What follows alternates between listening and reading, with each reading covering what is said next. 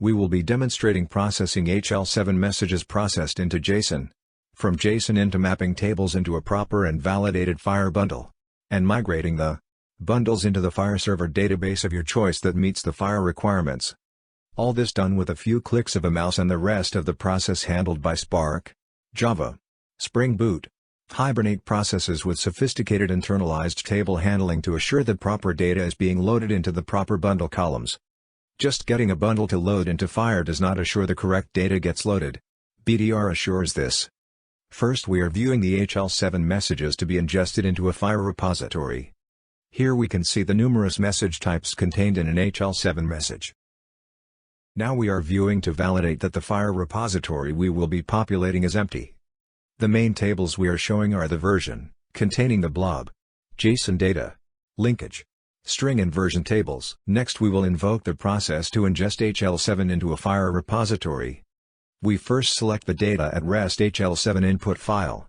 The input can also be IoT, data in motions, and both may be processed if encrypted, which is recommended, and handled by BDR. Now we must select the FHIR repository we want the HL7 to JSON, to a FHIR bundle, to be ingested into, by the BDR automated process.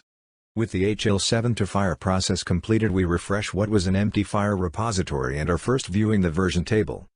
We see data elements populated, and now as we look into the blob column of the JSON data, which is the primary source for FHIR to retrieve data from, we not only see the JSON is populated in the few columns we are looking in, we also see that the data is securely encrypted by BDR. Here we see the main and crucial linkage table is populated and used by FHIR to build its output requests. We also see the string table, and the string table does contain some PHI, personal health data, and this PHI is encrypted and protected by the BDR application. Now we are connecting to the FHIR repository as would a patient to meet the ONC Cures Act, or an analyst would to run analytics, and for both the ability to download their requested reports to their mobile devices, computers, or even a cloud database or warehouse, in this case, Snowflake, as we will be showing next. The user is now selecting the FHIR resources and data elements they want to see or work with. The user may also just select the All checkbox to view and then optionally download or migrate all the FHIR data they have access to. Now the user is selecting each resource they desire to select data elements from. In this example, the user is selecting the patient, clinical, observation, encounter, and finally the medicine resources and their field-level data, containing all the occurrences of each data element and any cross-reference data to not only create their desired report, but to get the most accurate data they desire or require, and as always, have credentials to access their data requests. With the FHIR report creation process complete, the user may now view the data, verify if they selected all the data they desired or required, work with the data here and now, or again if satisfied with their results. The user may now hit the download button to download their requested data to a mobile device, computer, server, or cloud location securely with end-to-end AES 256 encryption plus networking securities. Now with the download button executed, the user is automatically retrieving an encryption key that is newly created for each download, that is used with additional securities to download their data request. Once the download is complete, the user can open the data that is in a CSV format, view and work with the data as they desire. Here we are viewing one of numerous internalized tables BDR uses in its programs, Java classes, and different forms of secured memory, to secure the correct values to be passed into the FHIR bundle. Unfortunately, as well as the HL7 Oversite has detailed and comprehensive mapping documentation, BDR has found and predicts that the vast majority of the FHIR repositories will contain incorrect information.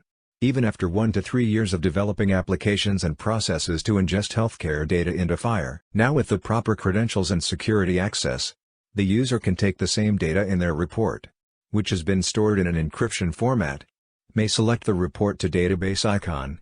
The user selects from a long list of databases, data warehouses, in this case the Snowflake database, enter a new table name to be created with this report's data, and run the process to migrate this data to the Snowflake database, as we will shortly see.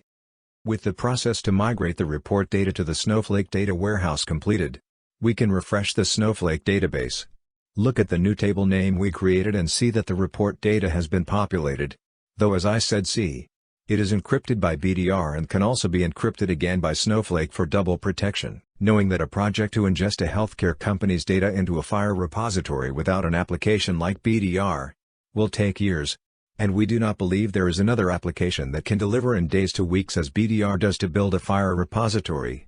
BDR has created a process to take HL7, convert it into JSON, that allows the JSON to create reports also by patients or analysts for quick access for interoperability, meeting the Cures Act and for analytics.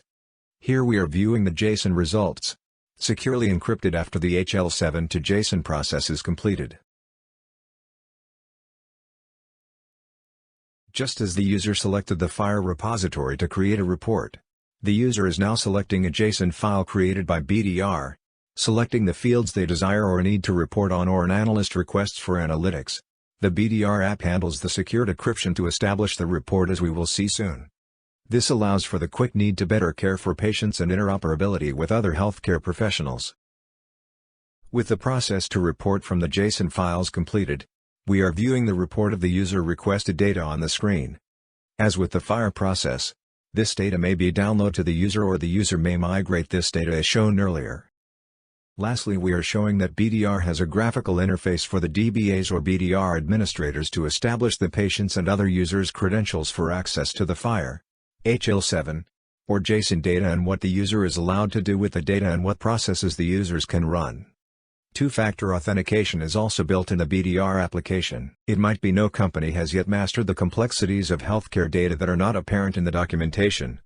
There are 150 resources, 37,000 data elements, and 20 primary data types, some with multiple occurrences and multiple iterations of a single message for a patient.